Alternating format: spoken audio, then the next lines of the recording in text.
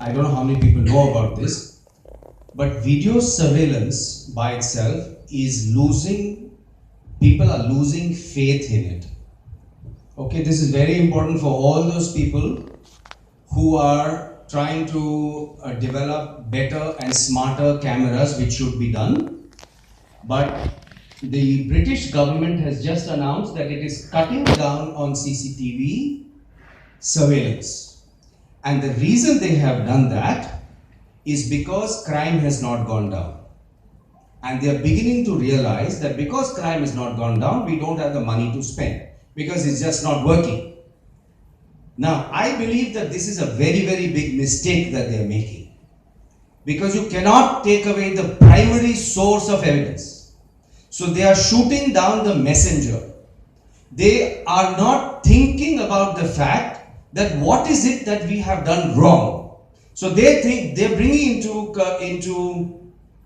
consideration that the Dhaka, Paris, Brussels, Pathankot, all these have two things in common: cameras and recce's, including Nice. The truck driver who ran down those people in Nice conducted a recce for 2 days, and each of those lanes had cameras. And if each of those people who had cameras would just audit their own feeds, that's all that I'm trying to say, that it is time now for everybody to get involved to audit. Don't expect somebody else to audit your feed. So if you don't do this, people will begin to lose faith, and you will just have cameras that are around and they're not going to deliver the outcomes that video systems should deliver. The second thing that we need to do is, for some things there have to be standards, and this is, Prasad, I would like to call upon Secona, and I had made a presentation about this, Colonel, at Interpol a year and a half ago, that incidents do not differ by geography.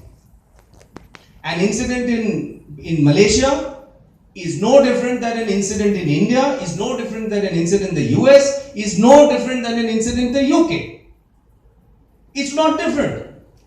And if it's a criminal incident, just think about it. The investigating officer only asks you 7 questions. Only 7 questions. Think about it. What, when, where, why, who, how, and do you have CCTV footage? This is the first line of questioning. Now imagine if you are the affected party, and what you do is, if you have a technology, or forget the technology, if you just hand over to the investigating officer that entire standardized incident report in PowerPoint in a soft copy, with one click it can be shared across a city, suburb, state or country. And standardization of incident reports means that the sending party and the receiving party all are working with one common template. And that template can start giving you patterns on what days, what type of incidents are taking place, at what location, what time. We are losing data everywhere. We are losing data from the primary source because we don't see, and we are losing data from historical sources because we don't record. So that's my take. I think a new thought process needs to come in. We cannot continue to work in silos. You may have different camera companies, different video analytics companies, but finally what? We have a common enemy. So why don't we do something to destroy the common enemy? Come together, set a platform that does some common things. That's my take. Thank you. Gautam, you have rightly brought out this particular point of integration of people working in silos. There's no doubt about all of us sitting here, we are fully aware. But there are certain things when we talk about integration at the highest level and organizations working in silos.